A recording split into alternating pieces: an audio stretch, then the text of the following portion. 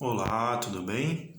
Quero compartilhar uma passagem aqui da Bíblia, Lucas 7:37. E eis que uma mulher da cidade, que era uma pecadora, sabendo que Jesus estava à mesa na casa do fariseu, trouxe um vaso de alabastro com unguento. E ficando atrás de seus pés chorando, começou a derramar lágrimas sobre os seus pés, e enxugava-lhes com os cabelos da sua cabeça, e beijava-lhe os pés e ungia-os com o unguento. Essa aqui é uma passagem bem distinta, bem diferente da Bíblia, né? Tem outros livros que narram ela também, e a palavra fala sobre Simão, que era um fariseu que convidou Jesus para vir cear na casa dele. A gente não sabe as intenções, né, de ele ter chamado. Nós sabemos que em alguns casos os fariseus tentaram armar umas arapucas para Jesus, mas Jesus sempre era mais esperto do que eles, né, se saía sobre a situação. Mas aqui Jesus foi chamado e essa mulher, a palavra fala que ela soube que ele estava lá e ela foi lá. E é bem interessante que a palavra diz bem claramente, que era uma pecadora, né? Nós sabemos que todos os homens e mulheres são pecadores, né? Mas a palavra estava dando uma ênfase aqui, porque nesse tempo o peso que se dava ao pecado me parece que era muito mais pesado do que é hoje. Talvez hoje, com a graça de Jesus e com o perdão dos pecados dele, a gente pode ter a falsa impressão, né, de que o pecado é menos do que era na época de Jesus, mas fato é que pecado é pecado. Só que aqui a Bíblia deu essa ênfase, ela era pecadora. E por que deu essa ênfase? Porque se a gente continuar lendo ali, no versículo 39, ora, quando o fariseu que o havia convidado viu isto, falava consigo dizendo, então ele estava pensando, né? Se este homem fosse profeta, saberia quem e que tipo de mulher é esta que o toca, pois ela é uma pecadora. Então a gente vê aqui os pensamentos típicos farisaicos, assim, né, que ficaram gravados assim na mente de todos nós até hoje, né? Todo mundo que pelo menos conhece um pouco da história da Bíblia. Então ele estava dizendo com ele mesmo, colocando Jesus à prova, só que ele não tinha coragem de colocar, talvez, penso eu, ali à prova e falar na frente de todo mundo. Então ele pensou apenas isso, se este homem fosse profeta. Então a gente vê que o fariseu, né, por natureza, ele está sempre julgando, né? Julgando tudo e todos da pior maneira possível. É difícil um fariseu dar um crédito positivo para alguém, sempre ele vai dar um crédito negativo, inclusive vai usar a Bíblia para isso. E ali, versículo 40, e respondendo Jesus disse-lhe, isso aqui é sinistro, porque a palavra fala que Jesus respondeu ele, mas respondeu como? Ele nem falou, respondeu o pensamento dele, cara. É muito louco isso aqui, porque Jesus, ele lia os pensamentos, ele sabia a respeito do que os homens pensavam, por meio de quem?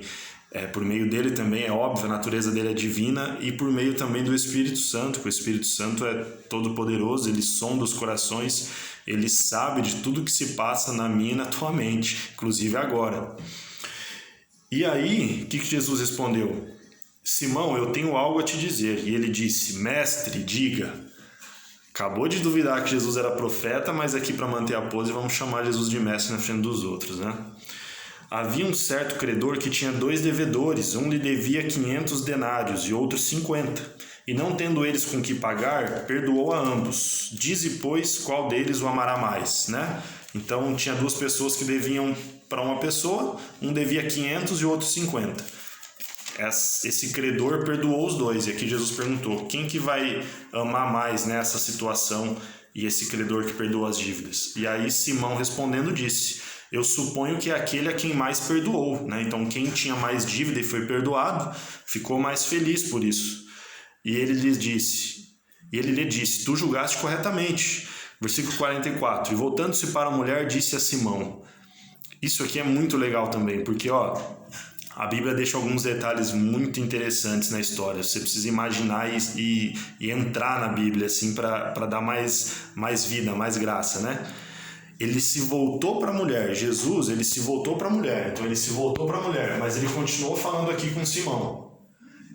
E eu fico imaginando essa cena, porque aqui ele já deu o foco dele totalmente para a mulher, ele se virou para a mulher, mas ele continuou falando com Simão. Olha que interessante, eu fico imaginando Simão nessa hora, mas Jesus estava falando comigo aqui agora, ele está olhando para a mulher, mas continuou falando comigo, estranho. E aí Jesus fala, vês tu esta mulher? E aqui eu imagino o olhar de amor de Jesus a essa mulher, olhando para ela.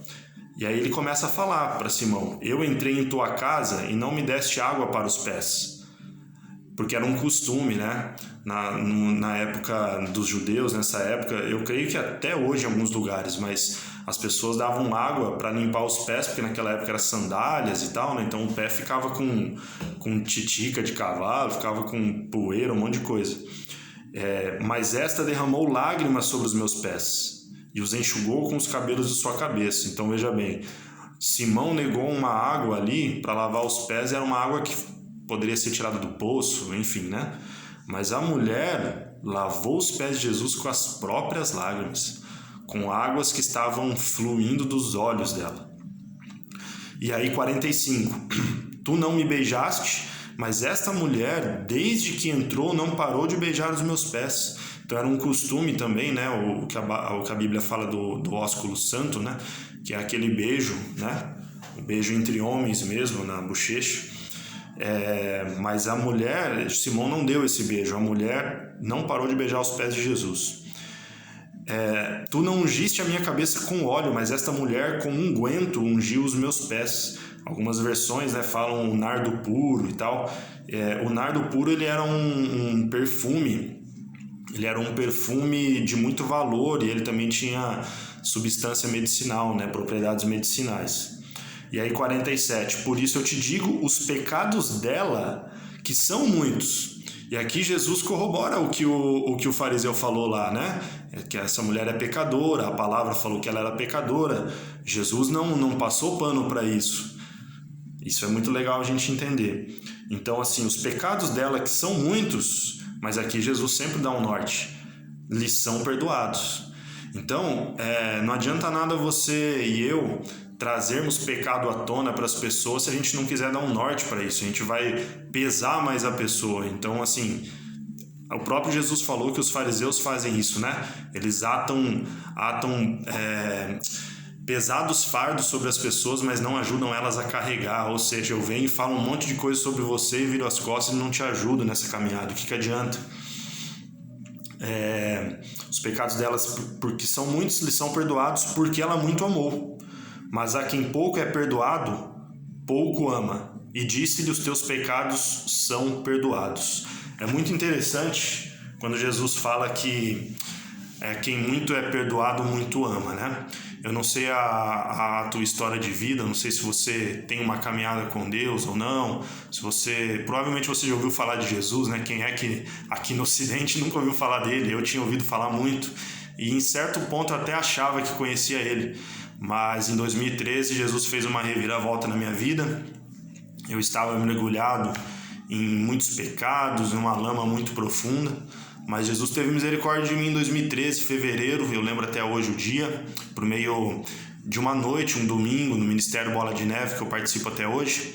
Mas aquele dia Deus fez uma obra, eu senti que naquele dia, quando eu fui para frente na igreja, a impressão que eu tenho muito nítida até hoje é que alguém veio e lavou a minha alma, e lavou o meu coração, e tirou todo o peso que havia.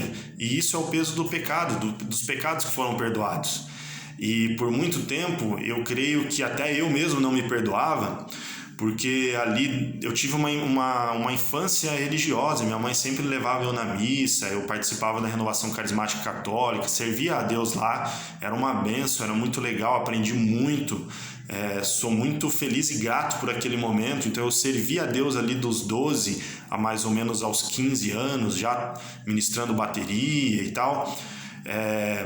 Servia nas missas, tocava nas missas, enfim, bastante coisa. Mas isso não é o foco. O que eu quero falar é que eu me desviei ali entre os 15 e 16 anos, e até os 25 eu levei uma vida devassa, longe de Deus. E se eu citasse talvez os pecados, talvez você nem acreditaria. Pode ficar tranquilo que eu não matei, assassinei ninguém. Mas foram muitos e muitos pecados que pesavam a minha alma, né? Em 2013, Deus simplesmente me lavou, o sangue de Jesus me lavou disso. O Espírito Santo tem dado graça para mim até hoje de andar com Ele, caminhar com Ele, e tudo isso é graça dele.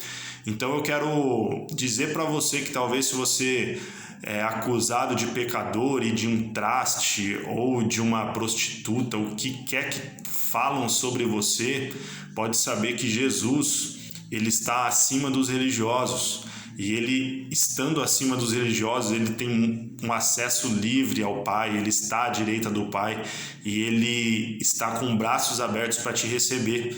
Se as pessoas, se qualquer um desse mundo te negou ou tem preconceito contra você, Jesus não tem. Jesus, ele quer te perdoar e quer te amar muito, tá bom? Fica essa mensagem aí, valeu, um abraço.